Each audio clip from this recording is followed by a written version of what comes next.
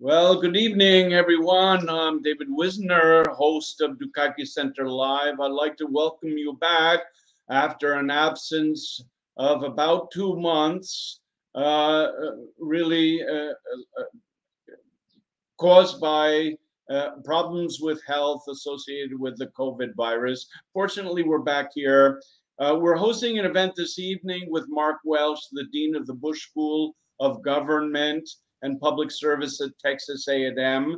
Before we get started, however, let me just alert our guests, our friends on this web TV station, Anik Nefsis, that we'll also host an Independence Day episode on July 1st, actually.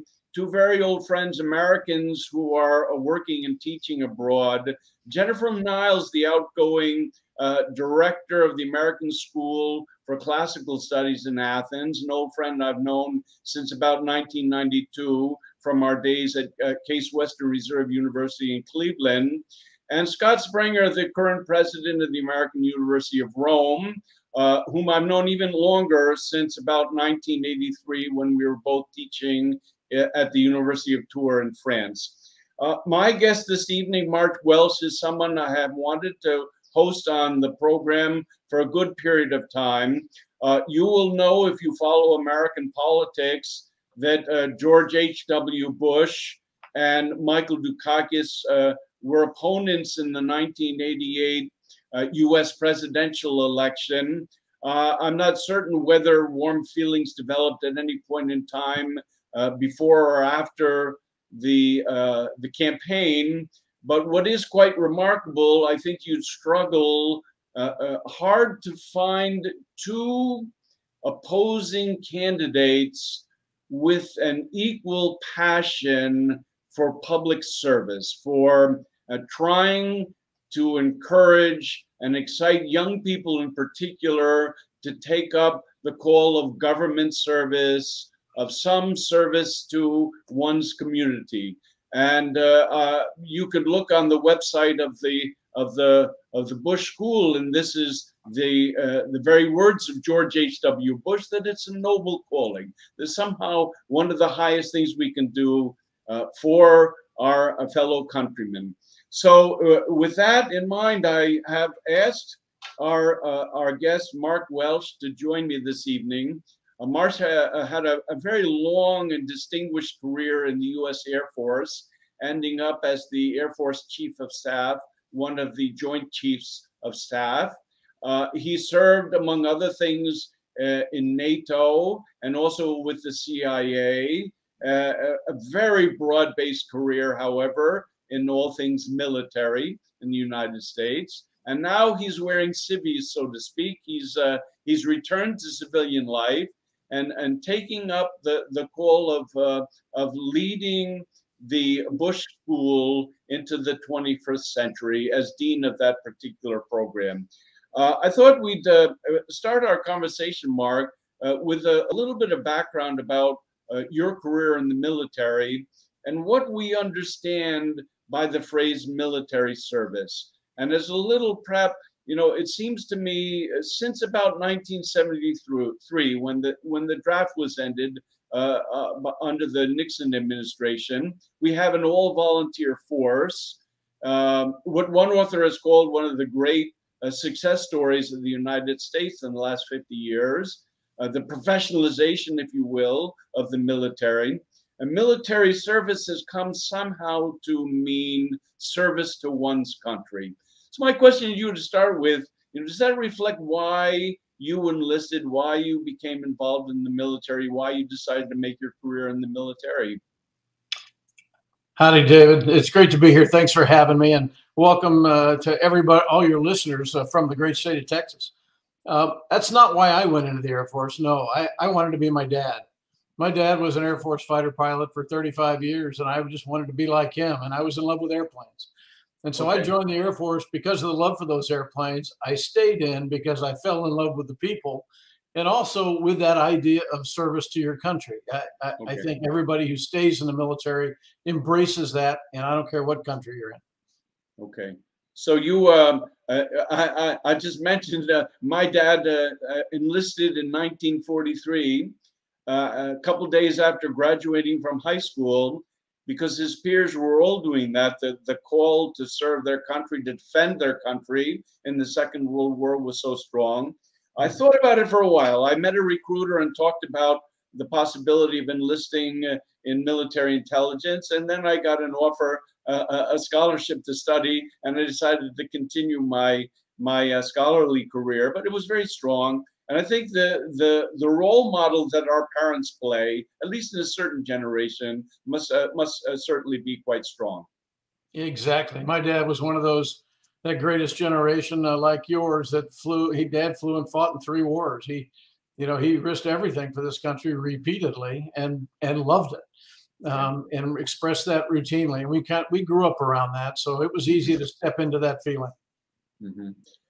Now, just rather curious, as young people today consider the ways in which they might serve in an international capacity, the military has its appeal. It's not just a job, it's an adventure, I think was one of the slogans.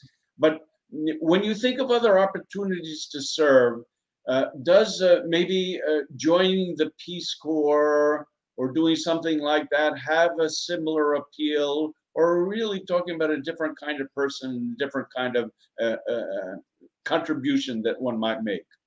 I think people choose to serve in a myriad of ways. You can serve your family, your community, your friends, your city, your state, your nation, your world, and all of those can be different types of calling. I think people who like the adventure of something like the military, it appeals to them, and they see that as a way they can serve in the best way possible. There are others who would much rather join the Peace Corps. There are people who would rather do international development. There are people who like to negotiate and be parts of the foreign service and represent their nation to other countries. All of that, all of them are great options in my book. Okay, and it's arranged, and you can sort of fit into the place where you can actually make your contribution. Okay, we've had a healthy study abroad, flow of study abroad students here at ACT, the American College of Thessaloniki, for about 20 years. They come from schools around the country.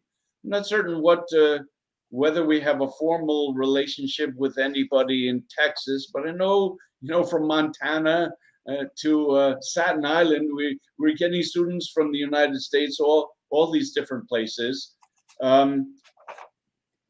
About a decade ago, maybe 8 years ago, when I first started to ask this question, I would ask the students sitting in a class, who could be Greek, or they could be students coming from different countries in Southeast Europe and the Balkans, or they're coming from states in the United States, or they may be actually foreigners who are studying American universities who then come and spend a semester abroad at ACT, such as the numerous Chinese students we get from universities like Northeastern in Boston.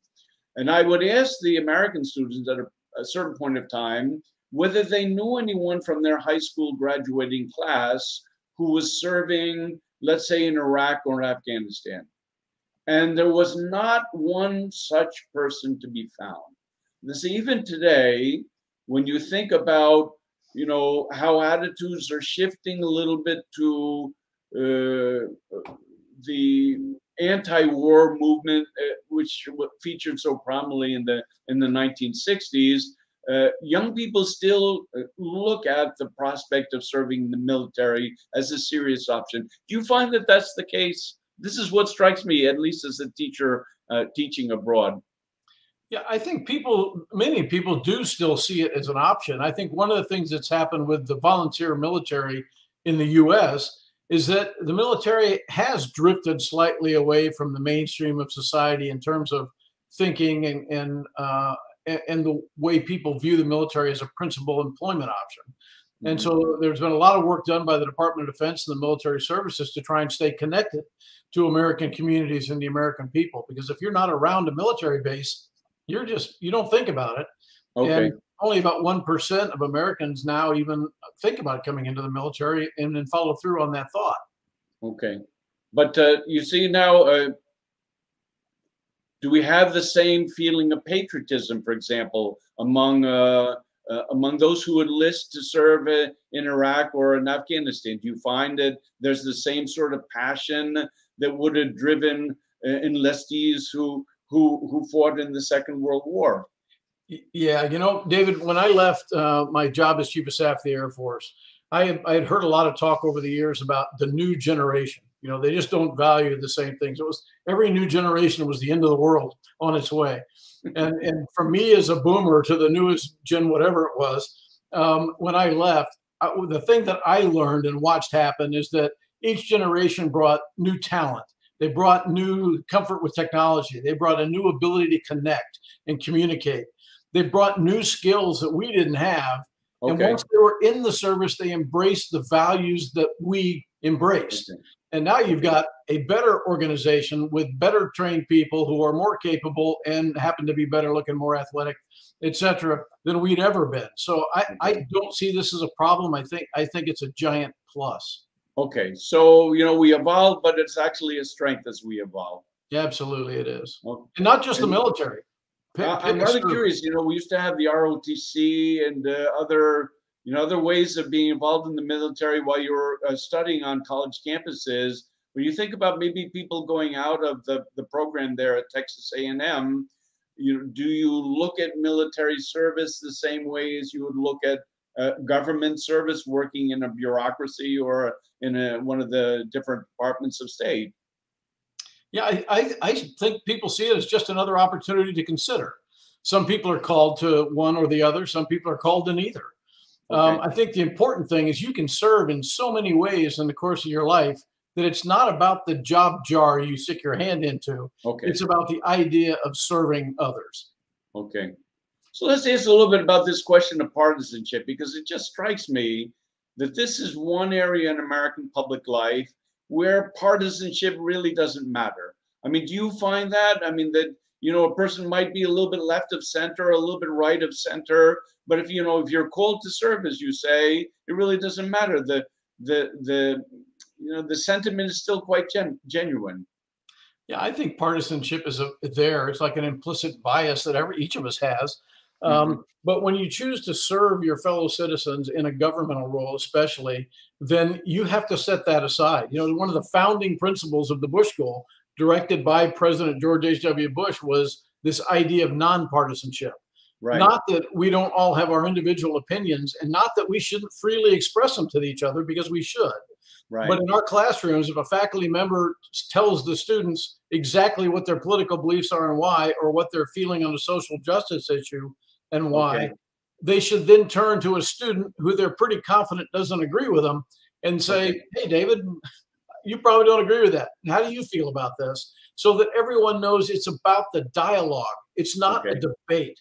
It's trying to understand how others feel. So when you leave and go to serve those other groups, you'll understand where they come from. Okay. I'd like to turn now to this figurehead is really larger than life, President George H.W. Bush. I happened to watch an interview that David Ignatius of the Washington Post did of Robert Gates a couple months ago. And the question was put, what the draw, why someone like Robert Gates would think about public service. And he said, well, there were two figures who loomed large, at least in his life and maybe in his generation. The first was John F. Kennedy, the notion that you're not asking what your country does for you, but you're asking what you can do for your country. And apparently that must have been, just something really refreshing for young people of that generation to hear. But Secretary Grace also mentioned the example of George H.W. Bush as a giant in public service. So how do you look at the what we want to remember of a figure like George H.W. Bush, President Bush? I just, after having gotten to know him when I first got to this job 6 years ago, I think the thing people should remember about him is how normal he was. He was a wonderfully nice man. He was a wonderfully loving husband, father, grandfather, and great-grandfather. He listened to people's views. He didn't agree with everyone. He was a politician, and he could play hardball politics. Yes, he But could. he also believed that once you got into office, your job was to lead and govern to the benefit of the city, the state, the nation, whatever it is you were leading, Yeah. not to your own political benefit, which Okay. eventually cost him probably a second term because he did what was right for the nation, not what he promised in a campaign. Yeah. And he was just a wonderfully nice human who literally believed this idea of Okay. public service as a noble calling. One quote from him that is my favorite. Okay. He said, "Every definition of success must include service to others. No matter what you do for a living, no matter what your life entails, to call yourself a success, you must serve others in some way, shape, or form." Okay. All right. That's an imperative. Yep, absolutely. Okay, And I when you agree think with about you. the long time he spent in government service, he also served in the military. You know, was there something you think in his biography that really stood out? This was the formative moment for him that helps him define who he is going forth. Well, he always said and told me that he thought the thing that set his course in life was his experience in the Navy in World War II. Okay. He said at first it was just this call to serve that he thought came from his family, but his Hmm. experience in combat in World War II was incredible. He was the youngest aviator in the Navy there for a while, shot down, rescued by a U.S. submarine, lost friends and and members of his flight the day that happened. The experience shaped him in a way that he said committed him to service to others and service to his country. Okay. Okay, and he's seen the hardship, and okay, that's a very interesting point, I think. But he served as an elected official. He served as a political appointee, engaged diplomatically. I mean, are you ever going to find a person with that track record in public life in the United States again? It just seems quite extraordinary when you think about it. Yeah, I don't can't imagine better preparation for serving as president of the United States than what he had. Okay. He had an incredible resume for that job. If anybody's ever prepared for that job, I hope we'll find people like that again. Okay. Okay, and that might be part of your mandate at the Bush School is to get people to start early and really make that commitment. Yeah, David, I suspect I'm like you. I wake up in the morning, I watch the news, I take a look at social media, not social media, but news online, and I get depressed, I get disappointed, I get frustrated. I get to work, I meet a student in the hall, I start talking to them, and I just All feel right. better instantly because Okay. they're remarkable. They're here because they want to serve. Yeah. 70% plus of our graduates every year since the school opened have gone into public service jobs, which is Yeah. an incredible statistic. So I'm Yeah. around people who love the idea of service, who are committed to service themselves, Right. and they walk the talk when they leave here. You're preaching to the choir already. I have a tougher job here, although you find people have a natural thirst to engage in service. They just don't have a word for it necessarily. Yep. We have mostly foreign students. The local population are inhibited a little bit because our degree is not recognized by the Greek state. They don't recognize diplomas granted by private universities. And yet the young people still find a way maybe to participate in the campaign, to run for public office themselves, municipal council, for example, have higher ambitions. Now we have certainly the kids in the Balkans. You know, I had a dream when we set up our program in international relations that one day all of the prime ministers in the countries in Southeast Europe would be graduates of ACT, or they would certainly, reflect this public service vocation and ethos that we have at the heart of our program. I want to ask you a little bit about maybe your experience also, if you have foreign students at Texas A&M, Mhm. and whether the message resonates the same with your foreign student community there. Yeah, interestingly, at the Bush School, we have a number of Fulbright scholars and we have other international scholars. Our goal is to have 20% of our student body be Mhm. international students. Over the last 5 or 6 years, that's been very difficult to maintain because of questions about U.S. immigration policy, et cetera, et cetera. So programs in international affairs in the U.S. have taken a hit in applications. But we have about 13% of our students right now are international students, and they're phenomenal. Okay. they the interesting part to me has been most of them don't come to study international affairs, which is one of our degree programs. Most Right. of them come to study public service and administration because they want to go back home and work in either local, city, or federal government at the administrative level, but it's domestically focused. They want Okay. to make a difference in their communities and their cities. Right. A lot of them are interested in nonprofit or nonprofit concentration because they want to go back and work for major nonprofits in their country that they feel can help the people of their country to improve their lifestyle, their future opportunities, etc. Okay. But they're phenomenal people. They're just phenomenal, Okay. and they're a really, really important part of the fabric of our school. And you're finding that maybe they don't have the term for public service coming in, but it resonates. They know that's what they want to do. Yeah, I actually find that the ones who come here, they know they absolutely do have this idea of service in their mind. Students, Is it a students foreign come here. policy? I'm Sorry. sorry, go ahead, Yeah. David. Is it a foreign policy desideratum that we have schools like Texas A&M or ACT here in Thessaloniki? And someone who's a little cynical might say you're inculcating these Anglo-Saxon American imperialistic values. Mhm. But what do we say? Isn't it in our best interest that we're helping young people somehow find a voice and get involved in public affairs? Yeah, public service is about corny things. It's about things that matter to people everywhere in every profession. It's faith and family and pride and patriotism and loyalty and respect and honor and integrity. It's about the things that matter to people, the people that you're hoping to serve. Okay. So anybody who takes the tack you mentioned is just trying to make an argument. They don't know the people who are studying this. Okay. Are we good at it? Is it something that we do well as a country?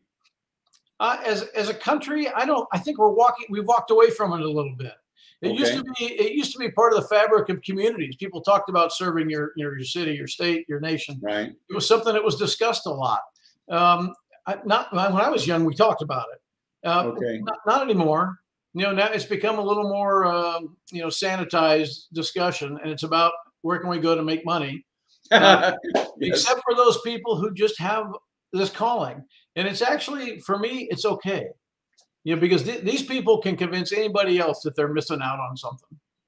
That was a story in the Chronicle of Higher Education, for example, in the 1990s, as we were setting up our center here, that the Wilson School at Princeton was finding that people were not willing to commit to go into public service. They wanted to go and make money in an investment bank or something else. Now, you could say that at some point in time they'd be engaging in public service, but that's not what they're trained to do. That's not really their vocation.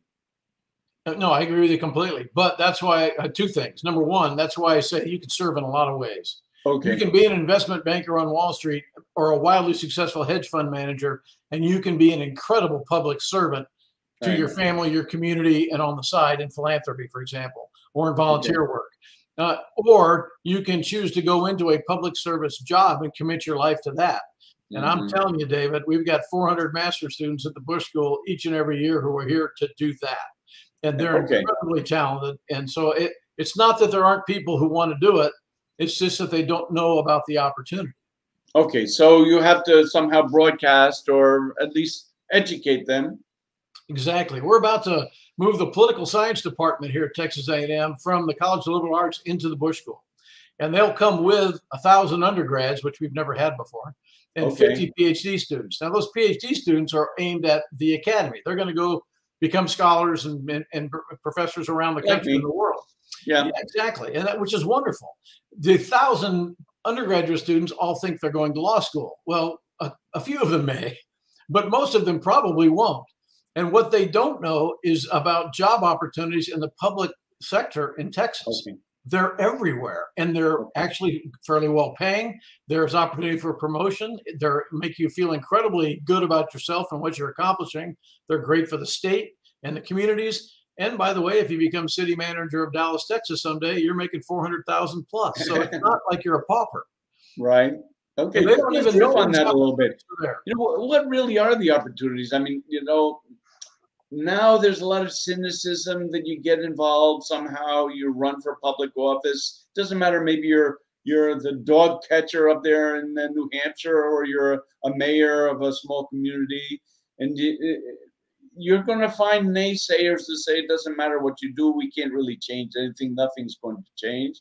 And what is your finding really? Are their opportunities, are they real? The opportunities to have people make a solid contribution. I'm not stating this question very well, but are we able to send someone out and say, yes, you can go and find something to do and you make a positive contribution? Is it possible? Or are we in a day and age when the cynicism seems to be creeping in, and people don't have the same idealism perhaps that our generation did, or certainly our father's generation did? Yeah, I'll give you statistics from last year's graduating class. Not this just immediate May, but a year ago, because we report 6 months after graduation employment statistics for our graduates. And we had this year about 92% of the graduates reported on the survey we sent out. So it's a pretty good number. And 91% of the graduates from last year's class are employed in jobs of their choice within 6 months of graduation. 82% of the total graduates who responded are in public service jobs. And so the jobs are available. They are attractive to our students, and our students love them. Okay. What about the curriculum there at Texas A&M? Because I struggle with this also. How much do you want to preach, so to speak, to young people? Say, you ought to be going out and finding something to do. How do you couple the ethos of public service with the need to teach subjects according to a certain pedagogical standard? Yeah, I think the balance that was achieved early on in the Bush School that has continued, and I just benefit from arriving into it, is that we have incredible practitioners on our faculty, along with incredible scholars. So the students get the benefit of a couple of the leading Middle East scholars in our country, a couple of incredible public administration scholars, public management scholars, and governance scholars. Right. And they get the benefit of a 3-time U.S. ambassador, a 31-year CIA operative, a retired FBI special agent in charge. And these people come together to give our students a really different, a unique perspective that has depth and understanding from the scholars and practical context from the practitioners. And our students rave about that combination.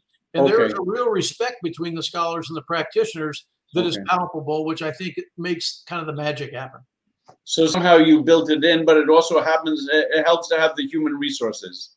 Absolutely. Yeah. You've got to be able to present students multiple perspectives because they're smart. they're really smart people. Okay, I'm a little bit surprised actually, and it's a pleasant surprise to hear the statistics about how many of your graduates are going out into public service positions. Because we think, Texas has a reputation, it's a little bit of a conservative state. Is that going to be all that appealing to work in the public sector? Are there political schisms there? Is it something you have to overcome, or is it, you deal with the young people as they come in and they go out and they're prepared to make their decision in life? Yeah, I mentioned this principle of nonpartisanship. We believe that, and we work hard to maintain it. We also believe that everybody's voice matters, the ones you agree with and the ones you don't. And we invite them all in. And we've been able to, I think, because of President Bush's influence, he was deeply respected here in Texas and at Texas A&M. Yes, indeed. We've been able to maintain that kind of academic programming over time because we don't have riots or uprisings. When somebody controversial comes to speak, it's just a different view that's important to understand. Since the school opened, there's never been a graduating class that sent less than 70% into public service jobs. Okay, so you have a benchmark. Absolutely. And there's nobody close, David. Nobody in the country is close. Yeah. Okay. This is a very blue-collar university, and this is a very blue-collar college. We don't study, for example, intelligence theory. We create intelligence officers. we don't study the theory of governance. We create deputy city managers. So it's very hands-on. Texas Yeah. A&M is what's called a land grant university here, as many Right. other country are. Right. And we take that legacy very seriously. It's about Yeah. creating skill sets and leaders for the state of Texas and the nation. Okay. Well, what was the biggest challenge for you personally as you're, sort of segueing from a career in the military where you had incredible responsibility and I imagine pressure that, the average citizen wouldn't be able to imagine. And now you're in a different pressure environment, but you're an academician, you're responsible for these people. How did you make the shift? Well, calling me an academician is probably a little bit of a stretch. But I'll tell you what, when you walk in the door and you're clueless about the job and the environment, you better be willing to listen a lot. Okay. We have incredible faculty. I have incredible colleagues, the other deans here at A&M, and our administrators at the university were incredibly patient with me. They tolerated all my idiotic questions. I think the first thing when you go into any new environment is try to understand the culture. And the culture was the biggest adjustment for me. The culture is very different, not in a negative way. It's just different. It's different. It's a different environment. The incentives are for the individual in the academy. It's about your research, your work, your reputation. And I came from an environment where every incentive is for the team. The individual just really doesn't matter.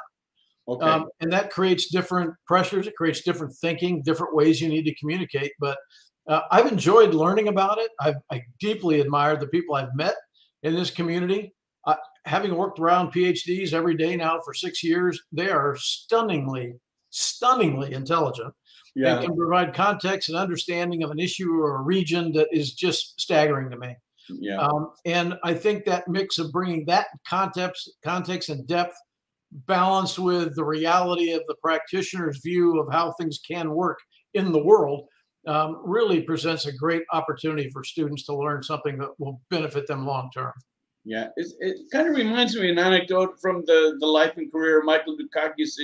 We were talking about George H.W. Bush and serving in the Navy, and that might have been a really important moment.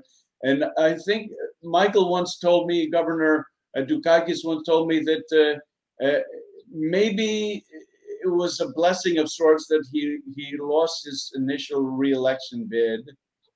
Yep. And he understood that he needed to talk less and listen more. And he really did change. He came back as a different person, and he was able to learn from the people around him, from his fellow citizens from Massachusetts, and actually do something that he might not have been able to do. He was a pretty smart guy beforehand, but he didn't have that extra talent of being able to listen and draw good people to him and learn what he can from different sources and put it together in a kind of unique and useful package. I'm kind of curious, as you look at you mentioned your father, you mentioned George H.W. Bush. Is there anyone else that you look to? Now, I've had students ask me every once in a while if there's a politician or a public figure that I look up to, and I just say, gosh, that's a guy I would have liked to meet, for example. Are there one or two people like that from your personal experience? Yeah, there's some I knew and some I didn't. Martin Luther King inspired me. Just because when I was young, I liked to read speeches. Don't ask me why I like to do that, but I did. And I would, read different people's speeches over time. I heard MacArthur's speech, and there's a farewell speech at West Point. I was kind of blown away by that. So I started reading others, and I read the I Have a Dream speech. And I remember from that minute on, I went, okay, I don't know anything about Martin Luther King at that point in my life, but there is something incredibly good and great inside that man. And so there were people like that who really kind of inspired me to try and be better than I was and am. And then there were other people who I met along the way, who some colleagues in the military that I both superior and junior to me in the military structure, who I met and was just astonished by. Some of my children are this way. They're just better than I am in so many ways. It still rocks me every time I realize it. I was lucky enough to marry a woman who I think is the most astonishing woman in the history of Earth. Careful, you haven't met my wife. Yeah, I mean, it's just there are people all around us who are that way, in my view, David, as we go through life. And if we take the time to recognize them, it benefits us all the time. Okay. And they're there. They could be common folk. They could be someone you've never met. You read the speech. I'll tell you. Let me one story. Jim Bozeman, who's a senator from Arkansas. Okay. Senator Bozeman is an ophthalmologist, I think, or an optometrist. I can't remember now. It's been a while. But when I first met him in the Senate, I went to his office to talk about an issue with Little Rock Air Force Base, which is in Arkansas. And he noticed that I had an infection on my eyelid. And Really? so as we're talking, he said, oh, Mark, just a second. He said, come over here. And he put me in the chair by his desk and he shined his lamp on my eye. And then he gave me some instructions for how to soak this thing and treat it to get that thing out of there. And he made sure that I was okay. Okay. And then he said, okay, let's talk about this issue. And ever since that moment, wow, I've admired this guy. Yeah. Because what was important to him was the people around him. He was still serving me. Okay. Even though he was now a member of the United States Senate. And he could be all important and huffing and puffing. And I don't he have is time not. for this. He is my favorite member of Congress. Okay. Well, I'll tell you a story. I've said it publicly once. The last time I traveled to Boston, it must have been 6-7 years ago. It was certainly before the pandemic. And I stopped in Boston to do a little business. And I spoke with Michael and Kitty Dukakis on the phone. And he says, well, why don't you come over and we'll have breakfast together? So, okay, that's fine. I'll be waiting in such and such a place. And you send someone to pick me up. He comes in this jalopy and he drives me to his home in Brookline. He puts on an apron and he cooks me breakfast. You imagine who is going to cook me breakfast of these self-important politicians? But they're there, aren't they? Oh, absolutely they are. Andy Card's another one. Just a great human being. Great couple. But Andy Card would do anything to help you. Anything to help you, anybody. Okay. And yet he incredibly successful politician early in his career, and then of course great White House chief of staff, etc. He's just a great role model for all of us. And there are a lot of people in government like that. A lot of them. Okay. So how do we overcome the impasse this moment in American political history? Yeah, I wish I knew the answer to that one. You know, you wake up in the morning, you say, and you don't want to read the paper too much because you're just going to feel like it's going to be a miserable day. But that's one last night. I'm very happy to say. So I read the baseball. Our team is doing pretty well again, once a decade. But you know, and I suppose these journalists have a talent in making you feel miserable, and they want to press the case. But how do we get beyond that? How do you and I, as practitioners here in the universe of public service education, get beyond that? I think we have to build it from the bottom up. I think we have to create people who want to serve and want to do this differently. I think the pendulum is swinging. I think there are cycles in history with politics that actually do this. Behavior gets worse and worse and worse. People get fed up with it. Behavior gets better.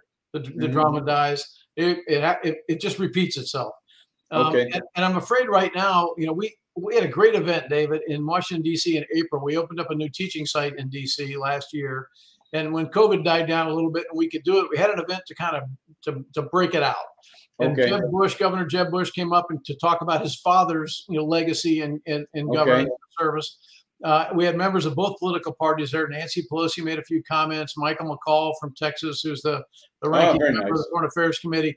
It was very interesting to hear all of them talk about George H.W. Bush and why they valued him. All of them said the same thing. They liked his respected form of governance. They loved his willingness to listen and to compromise. They loved the fact that he understood he wasn't the solution, that he needed to help craft the solution and enable others to put forward the things that would make communities and our nation better. All of them said the same thing. I mean, to the point, at one point I wanted to go, okay, listen, the rest of us are going to go get a beer. Why don't you just talk to each other and figure out how you can take this and act on it?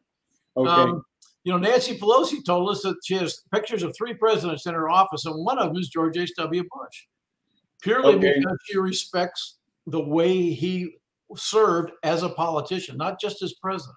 So I think it's a matter of everybody knows what's wrong. We just have to get people who are willing. Everyone knows what's wrong. You have to get people who are willing to step up, step out from behind their party occasionally, and do what they believe is right. Okay, excellent. I want to ask sort of a couple more questions in a slightly different direction. You've already pointed in this direction. What do you have to say about volunteerism? I have a person asking me here, and one of the questions that's been put to us. They volunteer as a volunteer firefighter, and we have terrible wildfires throughout Greece. It's a little bit like the problem you have in the far west in California. And every summer, some beautiful forest is going to be devastated. The public resources are not sufficient to fight the fire, and I don't think that's you wouldn't want to blame a government or an administration for that, because the problem is simply too big for any single group of people to contain. But here we had an enormous outpouring of sympathy for the people who went and volunteered. And it's an incredibly difficult thing to be out there in the heat with no water, with no real guidance. And they're doing it hour after hour, day after day, and feeling proud about themselves, but also thinking, why can't my state do a better job? So what do we say about volunteerism? I mean, what is the place of volunteerism in the curriculum, for example? Yeah, I think volunteerism is the lifeblood of service. It's communities, volunteers are role models for everyone in terms of public service. They always have been, whether they're Right. volunteer firefighters or they're working at the local food bank or they're working for the Red Cross. I think it's what inspires others to become public servants. And so I hope this lady appreciates the fact that she should be immensely proud of what she does, whether the government recognizes it or not, because Mhm. her fellow citizens certainly recognize it and respect her and honor her for it. That's Yeah, been my experience with volunteers everywhere I've ever been. I yeah. think volunteerism has to be part of any curriculum on public service. It has to be part of the practical component. We have a Okay. public service organization here that's student led, student run, and does volunteer work in our community the entire time they're here at the Bush School. In fact, the Mhm. morning every new class arrives, the first thing they do is meet at 8 o'clock and work with Habitat for Humanity to paint homes that Habitat Okay. for Humanity is building here in Bryan College Station, Texas. And that's how Right. we start their curriculum at the Bush School. Okay. So I think it's critically important. And that is a nonpartisan gesture, because Absolutely. everyone can get involved in that. Yeah, and we don't go up to the house and ask the people in those houses what political party they're in. It just doesn't matter. No, doesn't matter. Okay, great. Well, Mark, I want to thank you. I don't know, is there a question you would have wanted to ask me if our roles were reversed here? Yeah, what has been the greatest reward for you in this job? Because you've been doing this a while and you've been really like wildly successful, by the way. Congratulations. Thank you for that. And I think we've been successful. Of course, you have to have a metric. You have to be able to define what success is.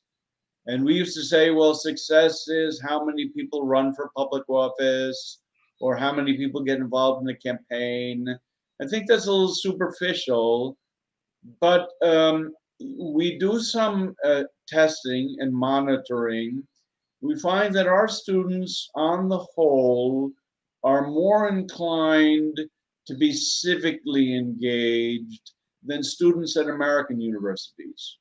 So we already have this human component here. You mentioned how important it is for you at Texas A&M, but we have something similar here. That there's a wealth of talent with a little bit of guidance. They don't need us to tell them what to do. They go out and figure out. And this is how we conduct our projects. We say, well, now that you've done the project, why don't you tell me how it was a public service? And we had a group of photographers, young people, amateur photographers. They work with a professional photographer, quite a renowned woman here in Thessaloniki. And we arranged for the students to shadow candidates in local elections. And the students set up an exhibition, and they wanted to be able to define, or at least have a clear picture in one's mind, what it is to administer an election, to run for an election, to respect the fact that one of the candidates has won, acknowledge that that person is the victor, and go on. And how is this a public sector? What does it actually contribute to your life? So say for me, that's what, and the fact is, if I don't have to tell them what it is, they'll come and tell me what it is. Maybe they'll give me a better definition. And that would be how I would define the success of our program. And I think by the metrics that we're able to collect, we're doing a pretty good job.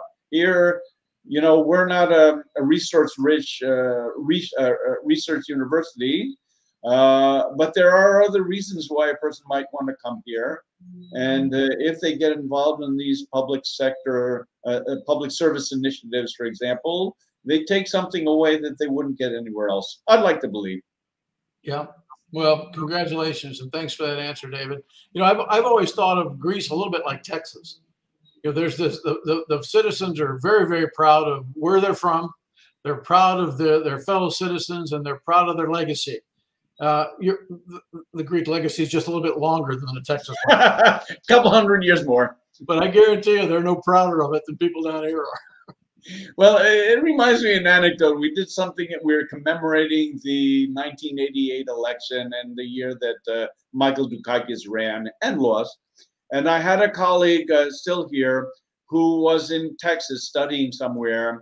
He said they love, they were so proud of Michael Dukakis, but lo and behold, they love George Bush. And most of the Greeks, I think, voted for Bush. Well, that's the way it goes. You know, we have a great Greek family represented here because Andrew Natsios, the former administrator of USAID, is on our faculty. Yeah, great story. Yeah, phenomenal guy, and a great supporter and cheerleader for all things Greek. Okay. Well, I think that's a great way to end our session together. If you'll stay with me, we'll chat a little bit thereafter. But Alyssa, my producer, Pendalis Avidis, to go ahead and cue the music and credits. And I just want to remind our audience that we'll have another special event on Friday, July 1st, a few days before the Independence Day holiday.